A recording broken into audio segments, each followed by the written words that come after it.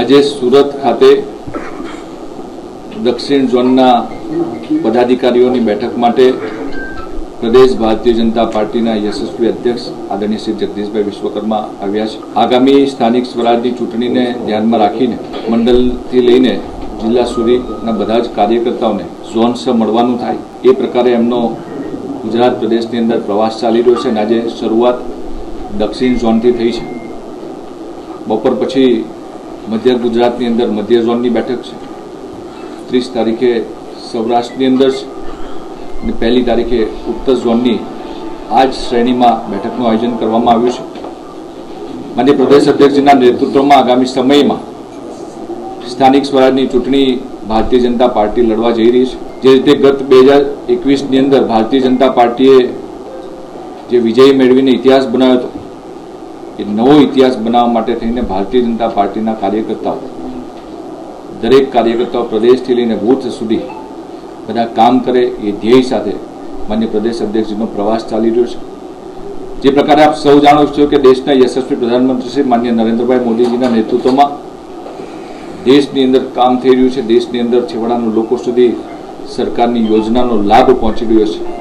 ત્યારે ગુજરાતની અંદર પણ પ્રદેશ રાજ્યના માનનીય મુખ્યમંત્રી શ્રી ભૂપેન્દ્રભાઈ પટેલ સાહેબના નેતૃત્વમાં ભારતીય જનતા પાર્ટીની સરકાર કામ કરી રહી છે।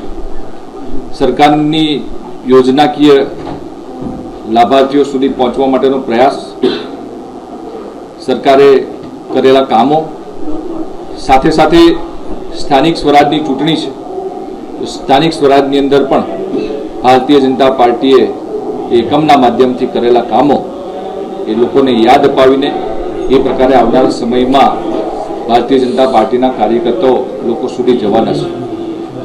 આગામી 29મી તારીખે દેશના યશસ્વી પ્રધાનમંત્રી શ્રી જે રીતે મહિનાના છેલ્લા રવિવારે મન કી બાતના કાર્યક્રમના માધ્યમથી લોકો સુધી જોડાતા હોય છે, ત્યારે આ વખતે પણ એ મન કી બાતના કાર્યક્રમની અંદર મન કી બાત ટિફિન બેઠક કે સાથ દરેક મંડળની અંદર, ગુજરાતની અંદર 600થી વધારે મંડળોની અંદર આ બેઠકનું આયોજન થઈ રહ્યું છે। એની અંદર દરેક બૂથમાંથી ઓછામાં ઓછા 5 કાર્યકર્તાઓ જોડાવાના છે અને સાથે સાથે ભારતીય જનતા પાર્ટીનો 6 એપ્રિલે જે સ્થાપના દિવસ છે એના આગલા દિવસે એટલે કે 5મી એપ્રિલે એક મહાસંપર્ક અભિયાનની અંદર દરેક બૂથમાં ભારતીય જનતા પાર્ટીની બૂથ સમિતિના કાર્યકર્તાઓ એ આગામી સ્થાનિક સ્વરાજની ચૂંટણીને લઈને એ લોકો સુધી જન સુધી પહોંચવા માટેનો પ્રયાસ કરવાના છે, લોકોનો સંપર્ક સાધવાના છે।